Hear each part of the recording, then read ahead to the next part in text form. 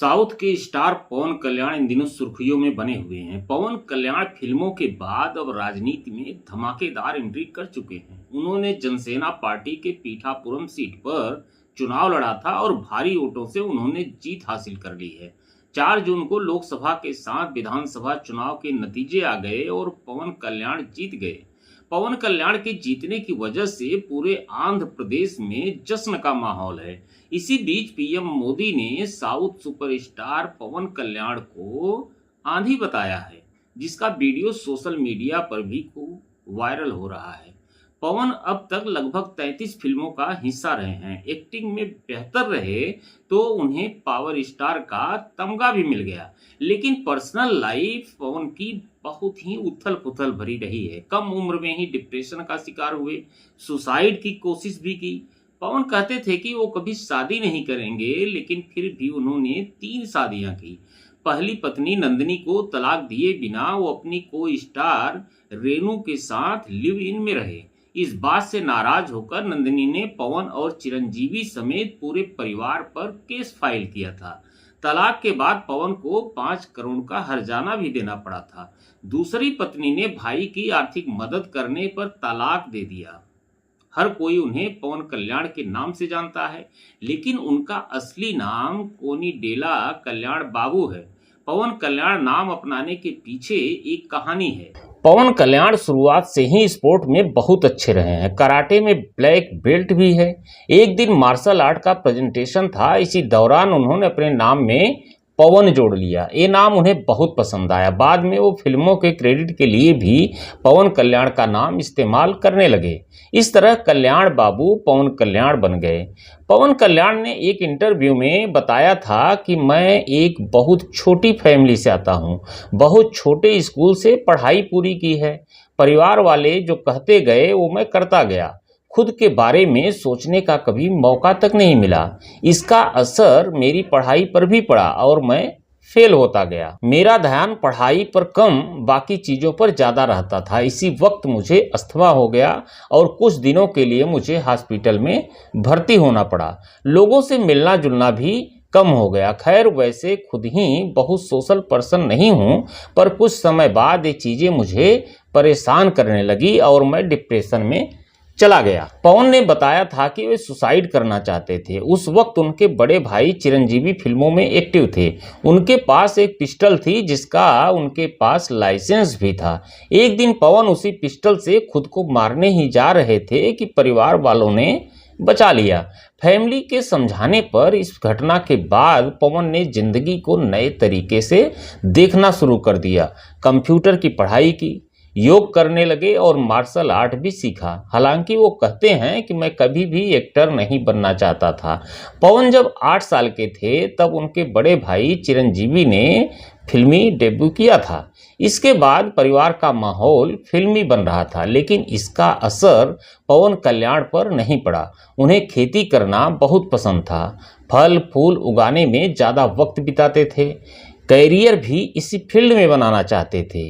वहीं चिरंजीवी का मन था कि पवन भी उन्हीं की तरह फिल्मों में काम करें। भाभी सुरेखा भी फेमस तेलुगु कॉमेडियन अल्लू रामलिंगय्या की बेटी थी। पति के इस फैसले पर उनका भी भरपूर समर्थन था। पवन अपनी भाभी सुरेखा के साथ बहुत अच्छा बॉन्ड शेयर करते थे। आज भी दोनों का रिश्ता उतना ही मधुर है। सुरेखा के समझाने पर पवन ने फिल्मों में आने का फैसला किया। यही कारण है कि उन्हें एक्सीडेंटल स्टार कहा जाता है। फिल्मी डेब्यू के 1 साल बाद ही पवन ने नंदिनी से शादी कर ली। ये शादी उन्होंने परिवार वालों के कहने पर की थी। एक इंटरव्यू में उन्होंने कहा था, परिवार के कहने पर मैंने रिश्ते को अपना लिया था। कुछ समय हमारे बीच चीज़ें खराब होने लगी। हर रिश्ते में सब कुछ ठीक नहीं चलता, इसलिए अच्छा है कि एक दूसरे से अलग हो जाएं। नंदिनी से तलाक लेने से पहले पवन अपनी को स्टार रेनू देसाई के साथ लिव इन में रहने लगे थे। 2004 में रेनू ने बेटे अकीरा नंदन को जन्म दिया। बिना तलाक लिए दूसरी महिला के साथ रहने के कारण नंदिनी ने पवन के खिलाफ बाईगैमी कानून के तहत अदालत में केस दर्ज किया। साथ ही खर्च के लिए उन्होंने तलाक के बाद हर महीने 5 लाख रुपए की मांग की। नंदिनी ने आईपीसी की धारा 494 के तहत चिरंजीवी, नागेंद्र बाबू और रेणु देसाई सहित परिवार के अन्य सदस्य पर भी केस दर्ज किया। इस केस के बाद 2007 में ही पवन ने नंदिनी से तलाक ले लिया। तलाक के समय पवन ने 5 करोड़ की एलिमनी भरी थी। नंदिनी से तलाक लेने के बाद पवन ने 28 जनवरी 2009 को रेणु से शादी कर ली। शादी के बाद रेणु ने बेटी आध्या को जन्म दिया। रेणु के साथ अपनी शादीशुदा रिश्ते को शुरू करने के लिए पवन ने क्या कुछ नहीं किया, लेकिन रेणु के साथ भी अपने रिश्ते को बचाने में पवन कल्याण असफल रहे। शादी के 3 साल बाद ही रेणु ने 2012 में उनसे तलाक ले लिया। इस बार तलाक की वजह अफेयर नहीं था।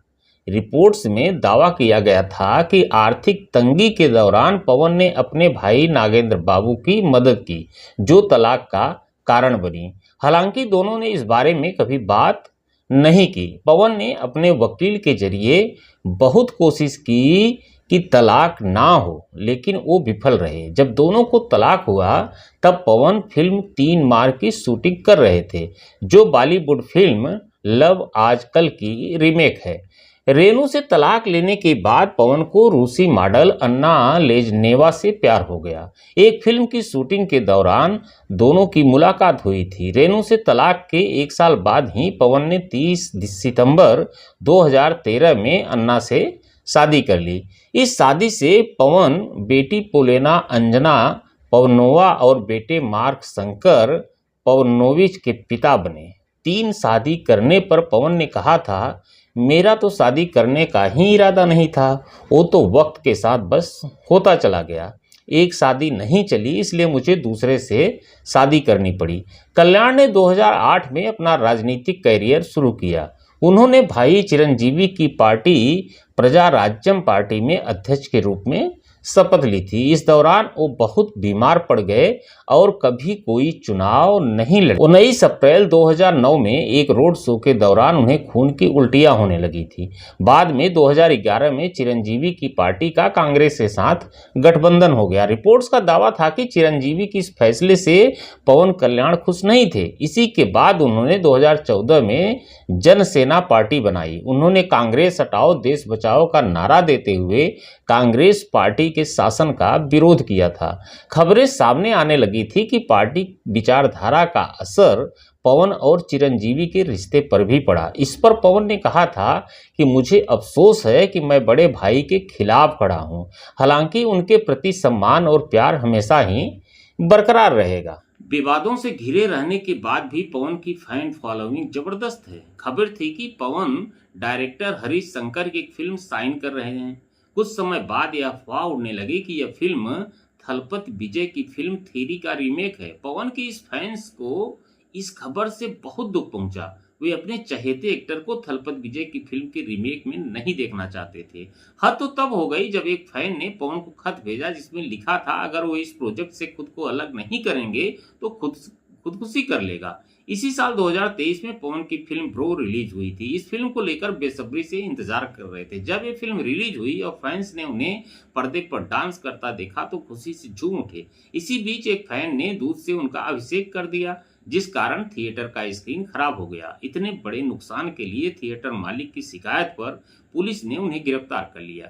एक फिल्म स्टार के रूप में पवन अपने फैंस के बीच लोकप्रिय हैं। अब पवन कल्याण की पार्टी एनडीए का हिस्सा बन चुकी है। राजनीति की पहली ही बाल पर छक्का जड़ने वाले पवन अब भारत सरकार का हिस्सा बनने जा रहे हैं।